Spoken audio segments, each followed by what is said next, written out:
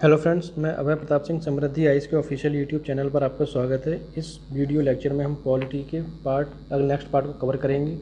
इससे पहले हमारे दो वीडियो अभी तक आ चुके हैं जो थे मेकिंग ऑफ द जो historical background of the constitution, जिसने हमने 1773 से लेकर 1947 तक के जो हिस्टोरिकल बैकग्राउंड है उसे कवर किया था। उन दोनों वीडियो की लिंक मैं आपको नीचे प्रोवाइड करवा दूँगा डिस्क्रिप्शन बॉक्स में, वहाँ से आप उन्हें देख सकते हैं। आज का जो हमारा टॉपिक है वो है मेकिंग ऑफ द कॉन्स्टिट्यूशन। उससे पहले हम देखेंगे जो यहाँ पर संविधान सभा के लिए जो मांग की गई थी उसको। तो चलिए शुरू करते हैं हम अपने लेक्चर को। संविधान सभा के लिए जो सबसे पहले मांग की गई थी वो कब की गई थी? वो की गई थी 1934 में एम.एन. रॉय जी के द्वारा पहली बार इसका विचार रखा गया था। एम.एन. रॉय जी कौन थे? ये भारत में वामपंथी आंदोलन के प्रखर नेता थे। जब इन्होंने मांग की तो उसी के एक साल बाद 1935 में इंडियन नेशनल कांग्रेस, भारतीय राष्ट्रीय कांग्रेस के द्वारा संविधान सभा की आधिकारिक रूप से मांग की गई। जब इनके द्वारा मांग की जाएगी तो 1938 में इंडियन नेशनल कांग्रेस के बिहार पर ही नेहरू जी ये घोषणा कर देंगे कि स्वतंत्र भारत के संविधान का निर्माण वयस्क मताधिकार के आधार पर चुनी हुई संविधान सभा के द्वारा किया जाएगा और इसमें कोई बाहरी हस्तक्षेप सहन नहीं किया जाएगा। तो इस तरह से सरकार के ऊपर दबाव बनाया जाता है। जब सरकार के ऊपर दबाव बनाया गया तो उसने एक प्रस्ताव पास किया जो था 1940 के अगस्त प्रस्ताव के नाम से जिसे हम जानते हैं। इस प्रस्ताव के तहत 1942 में क्रिप्स मिशन को भारत आना था और क्रिप्स मिशन जब भारत आया तो ये क्रिप्स कौन थे? पहले ये क्रिप्स थे वहाँ के जो ब्रिटिश का जो मंत्रिमंडल था उसके सदस्य थे। इनके नेतृत्व में एक पूरा जो मिशन था वो भारत आया। उसने यहाँ पर एक संविधान सभा के निर्माण की घोषणा की और जो संविधान सभा जो लागू होनी थी, कब होनी थी? ये सेकंड वर्ल्ड वॉर के बाद, द्वितीय विश्व युद्ध के बाद इसको लागू होना था। लेकिन इसको किसने खारिज कर दिया? इसे मानने से मुस्लिम लीग जो थी उसने इसे मानने से मना कर दिया। उनकी मांग थी कि भारत को दो भागों में बांटा जाए, एक तो उसमें उनके लिए पाकिस्तान के निर्माण की जाए और दूसरा जो दोनों संविधान सभा की गठन होना है वो दो तरह से किया जाए, एक तो इंडिया के लिए अलग और पाकिस्तान के लिए अलग। और साथ में जब मुस्लिम लीग ने इसका विरोध किया तो गांधी जी ने भी इस समिति का विरोध किया था। उन्होंने कहा था कि ये पोस्ट डेटेड चेक है, मतलब कि एक ऐसी बैंक का चेक है जो बैंक डूबने वाली है और जब डूबेगी उसकी बात का ये चेक है। तो इस तरह से जब इसका विरोध किया गया तो ये इसे खारिज कर दिया गया, किसे? क्रिप्स मिशन को। जब इसे खारिज कर किया गया तो उसके बाद कुछ समय बाद एक मिशन और भेजा गया। कब? 1946 में।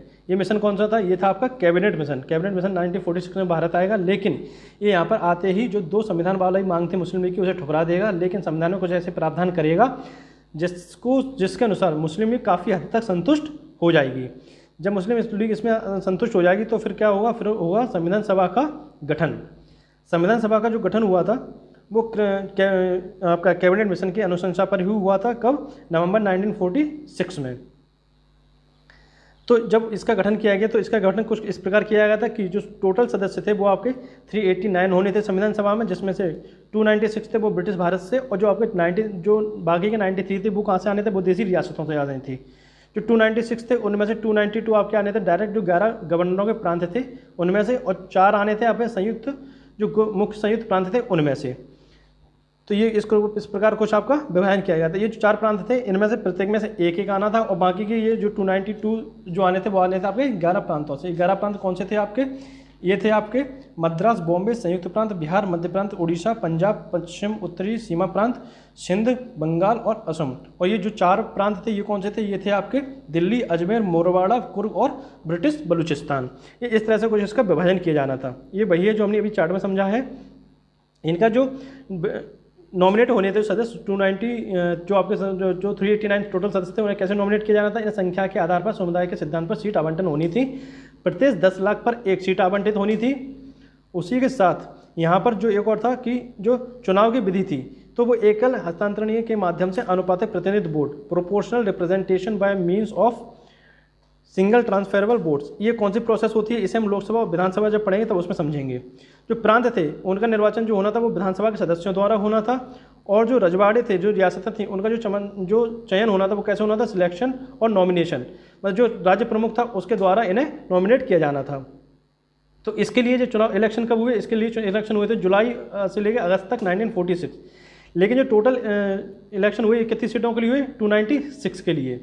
296 सीटों के लिए क्यों हुए? क्योंकि जो 93 सीटें थी आपकी रजवाड़ों की, इन्होंने संविधान सभा में भाग लेने से मना कर दिया और इन्होंने कहा कि हम स्वतंत्र रहेंगे, सॉवरेनिटी हमारी बरकरार रहेगी, हम किसी के अंडर नहीं रहेंगे। जो 296 सीटों के लिए इलेक्शन हुए उसमें से 208 सीटें कांग्रेस की थी, 73 मुस्लिम लीग की और 15 छोटे समूहों व स्वतंत्र सदस्यों की थी। ये यहाँ पर है। लेकिन जैसा कि आपको पता होगा 1947 में पाकिस्तान का विभाजन कर, भारत का विभाजन करके पाकिस्तान का निर्माण कर दिया गया, तो यहाँ पर जो सीटें थी वो कुछ पाकिस्तान के संविधान के लिए चली गई, तो भारत में सारी सीटों का कमी हो गई। कितनी कमी हुई? पहले थी 389, अब रह जाएंगी यहाँ पे 299, जिसमें से जो ब्रिटिश भारत की पहले कितनी थी 296, अब यहाँ पे रह जाएंगी 299, और पहले यहाँ पे देसी रियासतों की कितनी थी? वो थी 93, अब यहाँ पे रह जाएंगी केवल 70। तो ये इस तरह से कुछ विभाजन होगा। जब सब कुछ हो जाएगा, जो संविधान सभा का गठन भी हो जाएगा, तो फिर शुरुआत होगी किसकी? संविधान की मीटिंग की। सबसे पहले संविधान की कार्यप्रणाली शुरू हुई थी, कब पहली बैठक हुई थी? ये हुई थी अभी 9 दिसंबर 1946 को। इसका अध्यक्ष किससे चुना गया? इसका अध्यक्ष चुना गया मुस्लिम लीग ने इसका विरोध किया था, लेकिन इसका जो अध्यक्ष चुना गया वो चुना गया था सच्चिदानंद सिन्हा जी को। इसमें कितने सदस्य थे? उन्होंने भाग लिया, इसमें 211 सदस्यों ने भाग लिया। मुस्लिम लीग ने इसका बहिष्कार किया और अलग पाकिस्तान की मांग की। जैसे कि फ्रांस में आपने देखा हो, जब फ्रांस में संविधान बना था तो उसमें सबसे जो वरिष्ठ सदस्य थे उन्हें उसका अस्थायी अध्यक्ष चुना गया था। उसी तर्ज पर भारत में भी सबसे वरिष्ठ सदस्य को इसमें अध्यक्ष चुना गया। वो कौन थे? वो थे सच्चिदानंद सिन्हा जी। इन्हें चुना गया था 9 दिसंबर 1946 को। उसी के 2 दिन बाद 11 दिसंबर 1946 को राजेंद्र प्रसाद जी को संविधान सभा का स्थायी अध्यक्ष चुन लिया जाएगा, और इनकी सहायता के लिए 2 उपाध्यक्ष होंगे। वो कौन थे? वो थे HC मुखर्जी और BT कृष्णमाचारी जी। जब ये दोनों चुन लिए जाएंगे उसके 2 दिन बाद यानी कि 13 दिसंबर 1946 को पंडित नेहरू जी संविधान सभा के सामने एक ऐतिहासिक उद्देश्य प्रस्ताव को प्रस्तुत करेंगे। इसमें कई सारे प्रावधान थे, लेकिन हम केवल मुख्यतः वो उन्हीं प्रावधानों को देखेंगे जो हमारे एकदम पॉइंट ऑफ व्यू से इम्पोर्टेंट है। इसमें जो पहला प्रावधान था, इसमें यह था, यह संविधान सभा भारत को एक स्वतंत्र संप्रभु गणराज्य घोषित करती है तथा अपने भविष्य के प्रशासन को चलाने के लिए एक संविधान के निर्माण की घोषणा करती है। दूसरा था ब्रिटिश सरकार शासन में ब्रिटिश भारत में भारतीय राज्यों में शामिल सभी क्षेत्र तथा भारत से बाहर के इस प्रकार के सभी क्षेत्र जो इसमें शामिल होना चाहते हैं वो सभी भारत का हिस्सा होंगे या फिर भारत का हिस्सा माने जाएंगे। ये प्रावधान थे। इसमें और भी कई सारे प्रावधान थे जो एकदम पॉइंट ऑफ व्यू से जरूरी नहीं है, उससे मैं आपको टेलीग्राम पर लिस्ट पूरी प्रोवाइड करवा दूँ, वहाँ से आप उन्हें देख सकते हैं। जब ये सब चल रहा था तो संविधान सभा को फिर अपने कार्य करने के लिए अनुमति दे दी गई। संविधान सभा के मुख्यतः जो कार्य थे वो कौन कौन से थे? एक तो था आपका संविधान बनाना और उसे लागू करवाना। दूसरा था जो देश में अभी तक जो ब्रिटिश रूल चल रहे थे उनको हटा के देश में एक तरह से हिंदुस्तान के अकॉर्डिंग कानूनों को लागू करवाना। तो एक तरह तो संविधान जो था वो संविधान सभा के तौर पर कार्य कर रही थी, दूसरी एक अस्थायी संसद के तौर पर भी काम कर रही थी, क्योंकि संसद का काम होता है कानून बनाना और लागू करवाना। ये काम भी संविधान सभा के द्वारा किया जा रहा था। तो इसकी 2 दिन मीटिंग होती थी कि एक दिन तो होती थी संविधान सभा के तौर पर, एक होती थी विधायिका के तौर पर। जब संविधान सभा के तौर पर इसकी मीटिंग होती थी तो उसकी अध्यक्षता करते थे कौन? राजेंद्र प्रसाद जी। और जब इसकी जो मीटिंग होती थी जो विधायिका के तौर पर होती थी तो इसकी मीटिंग कौन करता था? वो अध्यक्षता करता था, वो करता था GV मावलंकर जी। संविधान सभा 26 नवंबर 1949 तक दोनों रूपों में कार्य करती रही। इसके साथ में इसके अन्य कार्य और थे। कौन कौन से थे? इसने मई 1949 में राष्ट्रमंडल में भारत की सदस्यता स्थापित की। राष्ट्रमंडल ऐसे देशों का संगठन है जो कभी ब्रिटेन के उपनिवेश थे। इसमें भारत ने कब सदस्यता ली? इसके लिए मई 1949 में। फिर 22 जुलाई 1947 को राष्ट्रीय ध्वज को अपनाया गया और 24 जनवरी 1950 को राष्ट्रीय गान को अपनाया गया, राष्ट्रगीत को अपनाया गया। और यहाँ पे आप देखेंगे राजेंद्र प्रसाद जी को भारत का पहला राष्ट्रपति चुन लिया। कब? उसी दिन को 24 जनवरी 1950 को। ये इस तरह से कुछ संविधान आपका बनता रहा। तो इसमें कितना समय लगा? इसमें लगा था कुल 2 वर्ष 11 माह 18 दिन। इसमें की कुल 11 बैठकें हुई। 60 देशों के संविधान का अवलोकन किया गया। इसमें 114 दिन पर विचार हुआ। जो इसका प्रारूप था उस पर 114 दिन विचार हुआ। जो इस पर खर्चा आया था वो कितना आया था? इस पर 64 लाख रुपए खर्चा आया था। 24 जनवरी 1950 को संविधान सभा की अंतिम बैठक हुई। इसके बाद सभा ने 26 जनवरी 1950 से लेकर 1951 तक हुए आम चुनाव के बीच में जो इसका टाइम था 26 जनवरी 1950 से लेकर 51 तक नई संसद के निर्माण तक भारत के अंतरिम संसद के तौर पर भी कार्य किया। अब यहाँ पर हम बात कर रहे हैं आम चुनाव। आम चुनाव की जब भी आप बात करेंगे तो यहाँ पर आप क्या देखेंगे? यहाँ पर बात होगी आपके लोकसभा चुनाव की। पहली बार आम चुनाव कब हुए थे? 1951-52 में। अभी मैं एग्जैक्ट रिकॉल नहीं कर पा रहा हूँ, लेकिन इससे रिलेटेड एक क्वेश्चन या तो UPSC में पूछा गया था या फिर स्टेट पीएससी, वो भी एमपी पीएससी में प्रॉपर, कि पहली बार भारत में आम चुनाव कब हुए थे, तो वो हुए थे 1951-52 में। इस चीज़ को आप यहाँ पर देखें। ये सब कार्य थे किसके थे, संविधान सभा के। जब संविधान सभा कार्य कर रही थी, उसके साथ में इसके कार्य करने के लिए कई सारी समितियों का गठन किया था। मुख्यतः जो 8 बड़ी समितियां थी और 13 छोटी समितियां थी। जो बड़ी समितियां थी जो इंपॉर्टेंट, उन्हें हम यहाँ पे देखने जा रहे हैं, उसके जो हेड थे उन्हें देखेंगे। सबसे बड़ी समिति थी वो थी, जो सबसे मुख्य समिति थी, संघ शक्ति समिति जवाहरलाल नेहरू, संघीय संविधान समिति जवाहरलाल नेहरू, प्रांतीय संविधान समिति सरदार वल्लभ भाई पटेल, प्रारूप समिति डॉक्टर वी आर अम्बेडकर, मौलिक अधिकारों, अल्पसंख्यकों एवं जनजातियों तथा बहिष्कृत क्षेत्रों के लिए सलाहकार समिति, परामर्शदाता समिति सरदार पटेल जी द्वारा इसको हेड किया गया। इसकी कई सारी उपसमितियां भी थी। और उसके बाद जो और समितियां थी वो कौन कौन सी थी आपकी, वो थी प्रक्रिया नियम समिति, डॉक्टर राजेंद्र प्रसाद जी ने इसे हेड किया। राज्यों के लिए समिति, राज्यों से समझौता करने वाली समिति थी, उसको हेड किया था जवाहरलाल नेहरू जी ने। और एक और थी संचालन समिति, इसे हेड किया था राजेंद्र प्रसाद जी ने। इसके बाद 13 अन्य छोटी छोटी समितियां थी। इसकी लिस्ट में आपको प्रोवाइड कराऊंगा टेलीग्राम पर, जिसकी लिंक आपको मिल जाएगी डिस्क्रिप्शन बॉक्स में। इन सब में सबसे महत्वपूर्ण जो समिति थी वो कौन सी थी, वो थी आपकी प्रारूप समिति, जिसको हेड किसने किया था, बी आर अम्बेडकर जी ने। अब हम इसके बारे में चर्चा करेंगे। प्रारूप समिति को इसका गठन कब किया गया था, इसका गठन किया गया था 29 अगस्त 1947 को। इसमें कुल कितने सदस्य थे, इसमें 7 सदस्य थे। कितने, 6 + 1, एक जो थे इसके वो हेड थे। हेड कौन था, अम्बेडकर जी, और 6 अन्य सदस्य थे। कौन कौन थे इसमें, डॉक्टर बी आर अम्बेडकर अध्यक्ष, और अन्य सदस्य एम गोपाल स्वामी अयंगर, अल्लादी कृष्णस्वामी अय्यर, डॉक्टर के एम मुंशी, सैयद मोहम्मद सादुल्ला, एन माधव राव। ये इन्होंने BL मित्र की जगह ली थी। उन्होंने स्वास्थ्य कारणों के चलते अपना त्यागपत्र दे दिया था। और लास्ट थे TT कृष्णमाचारी, इन्होंने सन 1948 में DP खेतान की मृत्यु के बाद उनकी जगह ली थी। तो ये इस कुछ तरह से कई समितियों के द्वारा इसका कार्य किया गया। जब कार्य इसका संपन्न हुआ तो इस पर क्या हुआ कि विचार प्रस्तुत किए गए। विचार जो प्रस्तुत टोटल किए गए, एक टोटल आपके 3 बार किए गए थे। पहली बार कब किए गए, पहली बार किए गए थे 4 नवंबर 1948 को, फिर किए गए आपके 15 नवंबर 1948 को, और लास्ट बार जो 30 बार किए गए, ये कब किए गए, ये किए गए थे आपके 14 नवंबर 1949 को। इस दिन डॉक्टर बी आर अम्बेडकर ने the constitution as settled by the assembly be passed प्रस्ताव पेश किया गया। संविधान के प्रारूप पर पेश इस प्रस्ताव को 26 नवंबर 1949 को पारित कर घोषित कर दिया गया। इस पर अध्यक्ष व सदस्यों ने हस्ताक्षर किए। उस टाइम कितने लोगों ने सिग्नेचर किए, कुल सदस्य संख्या कितनी थी, 299, उसमें से 284 लोगों ने इस पर सिग्नेचर किए। फिर संविधान सभा की प्रस्तावना में 26 नवंबर 1949 की डेट को लिखित कर दिया गया। जब आप इसकी प्रस्तावना देखेंगे हम आगे जाके 1 या 2 वीडियो के बाद, उसमें किस डेट का उल्लेख है, उसमें 26 नवंबर 1949 को। इसी दिन आप देखेंगे कि यही वो तारीख है जिस दिन भारत के लोगों ने भारत के संविधान को अपनाया, लागू किया और स्वयं को इसे सौंपा। तो ये कौन सी डेट थी, ये थी 26 नवंबर 1949। इसमें जब संविधान को अपनाया गया तब इसमें एक प्रस्तावना थी, 395 अनुच्छेद थे और 8 अनुसूचियां थी। प्रस्तावना को पूरे संविधान के लागू होने के बाद लागू किया गया था। जो अम्बेडकर जी थे, इन्हें नया विधि मंत्री बनाया गया था। इन्होंने संविधान सभा के प्रारूप रखा था। ये उन्हें अपनी तर्क संगत व प्रभावशील दलीलों के लिए जाना जाता है। इन्हें संविधान का पिता भी कहा जाता है और इन्हें आधुनिक मनु की संज्ञा दी जाती है।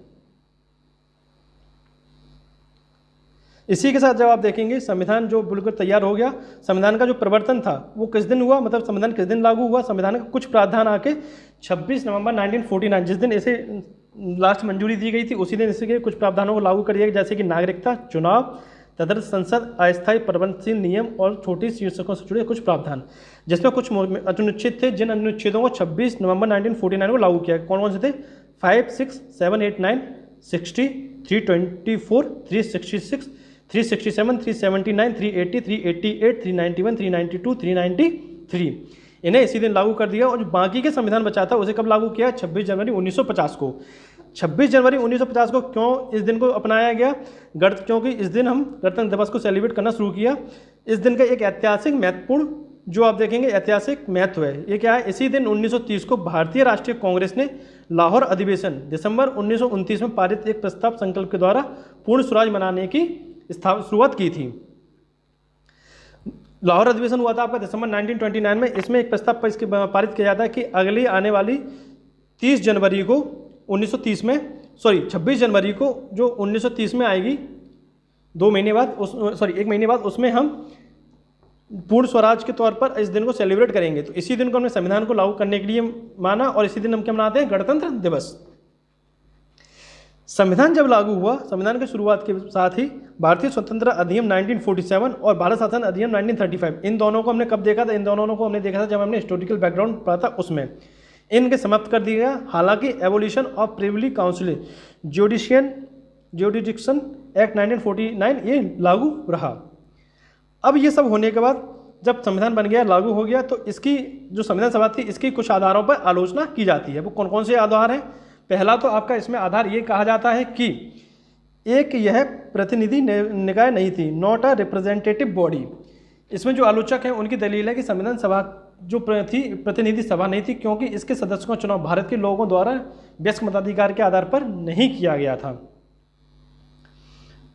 दूसरा जो इसका आलोचना है, वो आलोचना किस ब्याल पर की जाती है? वो की जाती है एक संप्रभु निकाय नहीं।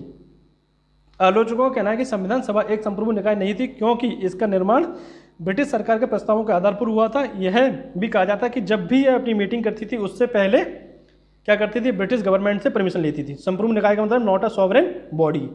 फिर कहा जाता है इसमें समय लेने वाला। इसमें कहा जाता है इसने ज़रूरत से ज़्यादा समय को दुरुपयोग किया है। आलोचक जो कहते हैं वो कहते हैं इसने कुल 3 साल का समय लिया, लेकिन जो संविधान बनाने वाले विशेषज्ञ वो कहते हैं 3 वर्ष नहीं, 2 वर्ष 11 माह 18 दिन, 12 दिन हमने 3 साल होने से पहले बचा लिए थे। आलोचक हैं वो कहते हैं कि अमेरिका के संविधान को बनने में केवल 4 महीने लगे थे, भारत के संविधान को बनने में लगे हैं 2 वर्ष 11 माह 18 दिन। तो इसमें अगर हम इसे देखने जाएँ तो इसमें हम देखेंगे कितना समय लगा था, 2 वर्ष 11 माह 18 दिन। इसमें जब हम देखेंगे अमेरिका का जो संविधान है उसमें 2 तरह के संविधान है, एक तो स्टेट के लिए, दूसरा आपका सेंट्रल के लिए। लेकिन भारत में स्टेट और सेंट्रल के लिए एक ही संविधान है। दूसरा अमेरिका संविधान में आप देखेंगे टोटल केवल 7 आर्टिकल हैं, और भारत में जब लागू हुआ था तब 7 आर्टिकल थे। भारत में जब संविधान लागू हुआ था तब 395 आर्टिकल थे। भारत ने कई देशों को संविधान को, जैसे कि हमने पहले देखा कि 60 देशों संविधान को पढ़ा, फिर उनके अच्छे अच्छे प्रावधानों को भारत के अनुसार बदला, फिर इसे एक तरह से लागू किया। तो इसकी आलोचना करना निराधार है, क्योंकि आप देखेंगे जैसे कि नेपाल का संविधान अभी तक कम से कम 13 से 14 बार इसे मिटा के फिर से बनाया गया है, लेकिन अभी तक भी अपने देश को एक अच्छा संविधान नहीं दे पाए हैं। उसके बाद आप देखें कई सारे देशों में तख्तापलट कर दिए जाते हैं, जैसे कि पाकिस्तान हुआ, म्यांमार हुआ, इन देशों में तख्तापलट हो जाते हैं, लेकिन भारत में अभी तक ऐसा कुछ नहीं हुआ है। एक तरह से संविधान जो है वो निरंतर अपनी ताकत के साथ बना हुआ है। तो ये सब चीज़ें यहाँ पर हैं। दूसरा इसमें जो आलोचना की जाती है वो कहती है कांग्रेस का वर्चस्व। इसमें जो टिप्पणीकार हैं कौन है वो, ये ब्रिटेन के विशेषज्ञ हैं, संविधान विशेषज्ञ ग्रेनविले ऑस्टिन। इन्होंने टिप्पणी की कि संविधान सभा एक दलीय देश का एक दलीय निकाय थी। उस टाइम केवल एक दल था, कौन सा, कांग्रेस। यही इसी का प्रभुत्व था पूरे देश में, इसलिए एक दलीय देश का एक दलीय निकाय। संविधान सभा ही कांग्रेस है और कांग्रेस ही भारत। इस 4 टाइम पर आलोचना होती है। फिर इसकी आलोचना की जाती है वकीलों और राजनेताओं का वर्चस्व। उस टाइम आप देखेंगे, आप यहाँ पर 2 लोगों को छोड़ दीजिए, एक तो आपके होंगे सुभाष चंद्र बोस जी, दूसरे आप छोड़ दीजिए गांधी जी को। उसके बाद जितने भी आपके बड़े बड़े लीडर बचते हैं, चाहे वो पटेल जी हो, अम्बेडकर जी हो, जवाहरलाल नेहरू जी हो, राजेंद्र प्रसाद जी हो, कोई भी हो, सभी इसमें मेंबर थे संविधान सभा में, और इनमें से आधे से ज़्यादा लोग वकील थे। वकील और राजनेताओं का इसमें वर्चस्व माना जाता है। फिर उसके बाद इसमें कहा जाता है इसमें हिंदुओं का वर्चस्व है।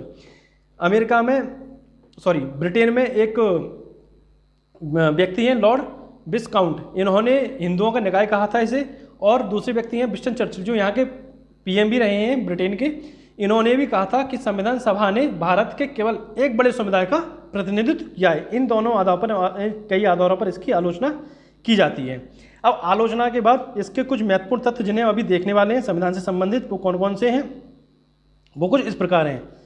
संविधान सभा ने हाथी यानी एलिफेंट को एज अ सिंबल और सील के तौर पर अपनाया। दूसरा, सर NV राव को संवैधानिक सलाहकार, कानून से सलाहकार के तौर पर नियुक्त किया गया था यहाँ पर। फिर इसके बाद HVR Ayyangar was the secretary of the constitution assembly, इन्हें संविधान सभा का सचिव नियुक्त किया गया था। SK Mukherjee was the chief draftsman of the constitution in the constitution assembly. SC Mukherjee कौन थे? SC मुखर्जी थे, SN मुखर्जी ये थे यहाँ पर संविधान सभा के मुख्य प्रारूपकर्ता। फिर लास्ट में यहाँ पर ये कौन है, ये है कौन, प्रेम बिहारी नारायण रायजादा जी, भारतीय संविधान के ये कौन थे, सुलेखक यानी कॉलीग्राफर। मूल संविधान उनके द्वारा प्रभावित इटालियन शैली, इटालियन स्टाइल में इनके द्वारा हस्तलिखित किया गया था। इसके बाद यहाँ पर थे मूल संस्करण को सौंदर्यीकरण और सजावट शांति निकेतन के कलाकारों ने किया, जिनमें नंदलाल बोस और बिहुअर राम मनोहर सिन्हा जी मुख्य थे। इन्होंने क्या किया था, इन्होंने इसे ब्यूटिफाइड एंड डेकोरेटेड किया था। फिर इसमें कौन है, ये है मूल संविधान के हिंदी संस्करण, जो हिंदी वर्जन था संविधान का, उसे किसने लिखा था, उसे लोक सुलेखन किया था बसंत कृष्ण वैद्य जी और नंदलाल बोस द्वारा।